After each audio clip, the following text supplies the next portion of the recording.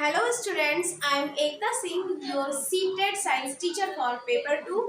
तो जैसा कि आप सबने मेरे पिछले वीडियोस में देखा होगा कि मैं फूड चैप्टर कंटिन्यू करके उसको आगे तक लेके आई हूँ। ठीक है, मैंने अपने पिछले वीडियो में आपको विटामिन की टेबल मैंने स्टार्ट की थी, जिसमें से मैंने 4 to 5 विटामिन के बारे में एक्सप्लेन किया था।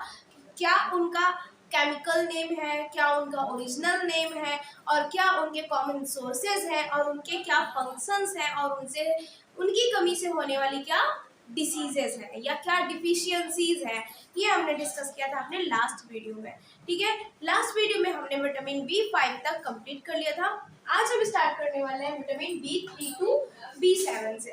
ठीक है, तो वीडियो के अंत तक मेरे साथ जरूर बने रहिएगा। एक एक विटामिन हम लोग आगे तक डिस्कस करने वाले हैं और इनसे रिलेटेड एक एक पॉइंट्स भी हम लोग डिस्कस करने वाले हैं, और कहाँ पर किस तरह से क्वेश्चन बन के आपके सेटेड में आ सकते हैं वो भी हम जानने वाले हैं। ठीक है, और हाँ, डिस्क्रिप्शन बॉक्स में आपको प्लेलिस्ट की लिंक और सारी वीडियोस की जो भी मैंने फूड चैप्टर से रिलेटेड अभी तक मैंने टॉपिक्स कवर अप किए हैं, उन सभी की लिंक्स आपको मिल जाएगी। तो मेरे चैनल को सब्सक्राइब करिएगा और सारे लिंक्स वगैरह देख लीजिएगा। ठीक है, आगे चलते हैं। अब हम स्टार्ट करते हैं अपना आज का कंटेंट। चैप्टर फूड, जैसा कि लास्ट वीडियो में स्टार्ट किया था, टाइप्स ऑफ विटामिन्स। ठीक है, टाइप्स ऑफ विटामिन्स की भी पहले वाले वीडियो में हमने डिस्कस किया था कि व्हाट इज विटामिन्स। ठीक है, और उसके विटामिन्स के फीचर्स क्या है ये हमने डिस्कस किया था। फिर हमने लास्ट वीडियो में टाइप्स ऑफ विटामिन्स स्टार्ट किया था। ठीक है, जिसमें से हमने B5 तक पढ़ा था, और अब हम स्टार्ट कर रहे हैं विटामिन्स के प्रकार में, टाइप्स ऑफ विटामिन्स में, विटामिन B3 टू B7। जो विटामिन B3 से लेकर के B7 तक जितने भी विटामिन हैं उनको हम नियासिन के नाम से जानते हैं। ठीक है, नियासिन इनका केमिकल नेम है, या यूं कहूँ कि रासायनिक नाम है। ये भी जानना इम्पोर्टेंट है, क्योंकि एग्जाम में ऑब्जेक्टिव क्वेश्चन आएगा, और ऑब्जेक्टिव किस तरीके से कैसे भी आ सकता है कि नियासिन जो है इसके मुख्य स्रोत कौन से हैं। ठीक है, आपको कॉमा करके एक उसमें करेक्ट ऑप्शन है, बाकी इनकरेक्ट ऑप्शंस होंगे, वो आपको इस तरीके से ये देख करके टिक करना होगा। या फिर इसका मुख्य कार्य क्या है, main work, what is main function of, है ना, नियासिन, ऐसे करके आ सकता है। या फिर ऐसे आ सकता है कि व्हाट इज डिफिशियंसी फ्रॉम। ठीक है, नियासिन इस तरीके से आ सकता है, तो आप ये टिक करेंगे। तो इसी तरह से आपके सारे ही जितने भी विटामिन मैंने लिखे हैं सभी के केमिकल नेम्स, रासायनिक नाम जानने और लर्न करने बहुत ही इंपॉर्टेंट है। तो विटामिन B3 और विटामिन B7 को हम नियासिन कहते हैं, इनके ग्रुप को। ठीक है, इनके मेन सोर्सेस क्या क्या है, wheat, meat, peanuts and yeast. Wheat क्या है, गेहूं। मीट क्या है, हमें पता है, मांस। ठीक है, पीनट्स का होती है मूंगफली, एंड ईस्ट, ईस्ट क्या है, एक टाइप की फंगस है। ठीक है, जिसे हम भोजन के रूप में खाते हैं। फिर इसका मेन वर्क होता है कार्बोहाइड्रेट मेटाबॉलिज्म, यानी कि कार्बोहाइड्रेट उपापचयी क्रिया। ठीक है, मैं लिख देती हूँ हिंदी में, कार्बोहाइड्रेट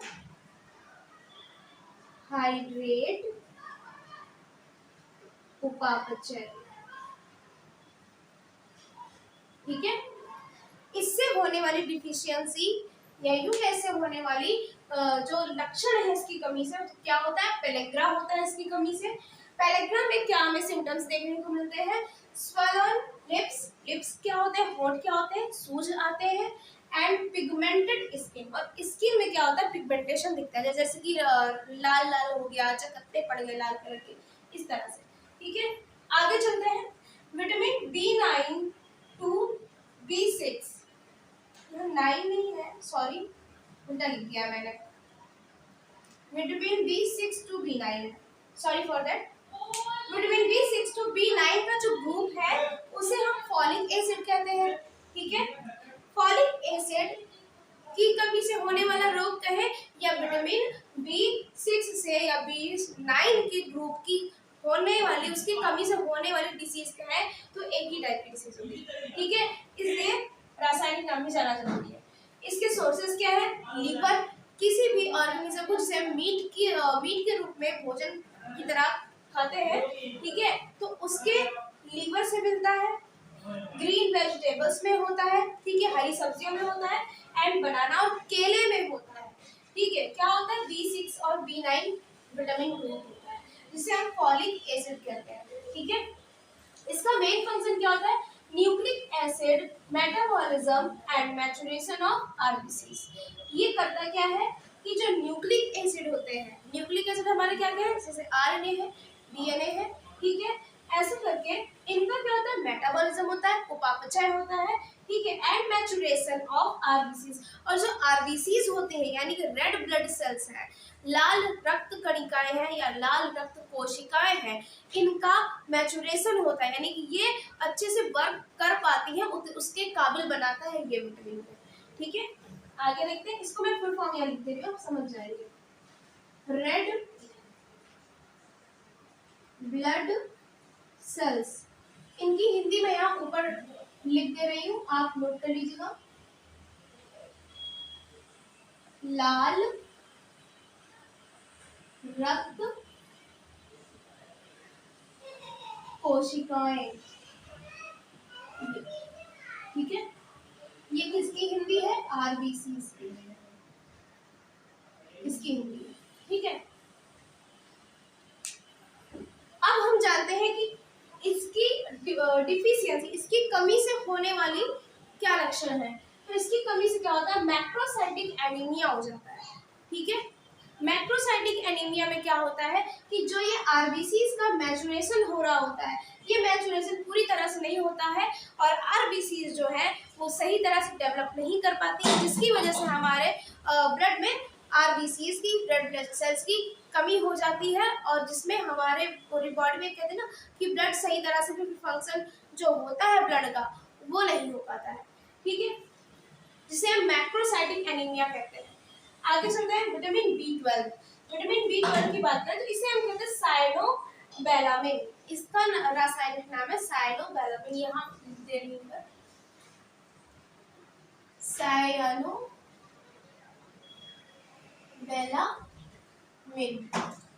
ये किसका नाम है, तो विटामिन B12 का नाम है।